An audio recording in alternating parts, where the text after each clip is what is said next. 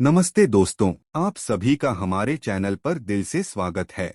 अगर आपको अच्छी कहानी देखना पसंद है तो हमारे चैनल को अभी सब्सक्राइब जरूर करें और बेल आइकन दबाना बिल्कुल न भूलें। पहाड़ियों की गोद में बसा एक छोटा सा गांव था, सरसपुर। यह गांव किसी नक्शे में बहुत बड़ा नहीं था, लेकिन इसकी पहचान उसकी हरियाली, मेहनती लोग और गांव के बीच से बहती एक शांत नदी चंद्रा से थी। चंद्रा नदी गांव की माँ जैसी थी, जो सबको जीवन देती, खेतों को सींचती और गर्मियों में भी सूखती नहीं थी। गांव में सुबह की शुरुआत सूरज से पहले होती थी। जैसे ही पूरब की तरफ हल्की लालिमा फैलती, मुर्गे की बांग सुनाई देती और किसान अपने अपने खेतों की ओर निकल पड़ते। हवा में मिट्टी की सोंधी खुशबू घुली रहती और नीम, पीपल, बरगद के पेड़ों से आती चिड़ियों की चहचहाहट पूरे गांव को जगा देती। सरसपुर के ज्यादातर लोग खेती पर निर्भर थे। किसी के खेत में गेहूं लहलहाता तो कहीं सरसों पीली चादर बिछाए खड़ी रहती।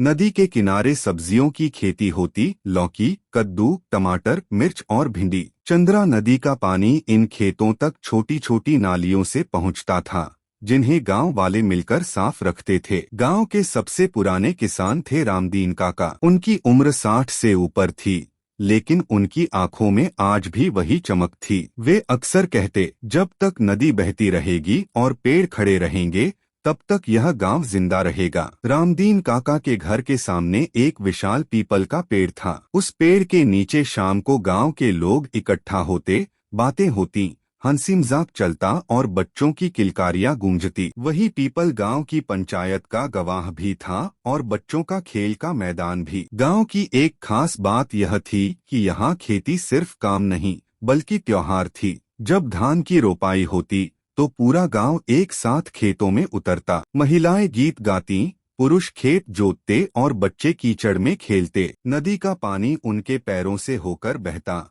मानो खुद भी उस उत्सव में शामिल हो। लेकिन समय हमेशा एक सा नहीं रहता। एक साल बारिश कम हुई, पहाड़ियों से आने वाला पानी घटने लगा और चंद्रा नदी का बहाव धीमा पड़ गया। खेतों में दरारें पड़ने लगीं, पेड़ पौधे मुरझाने लगे। गांव में चिंता की लकीरें खिंच गईं। लोग कहने लगे, अगर नदी सूख गई तो हमारा क्या होगा। कुछ नौजवान गांव छोड़कर शहर जाने की सोचने लगे, लेकिन रामदीन काका और कुछ बुजुर्गों ने हार मानने से इनकार कर दिया। उन्होंने गांव की बैठक बुलाई। काका बोले, नदी हमारी माँ है, अगर आज वह कमजोर है तो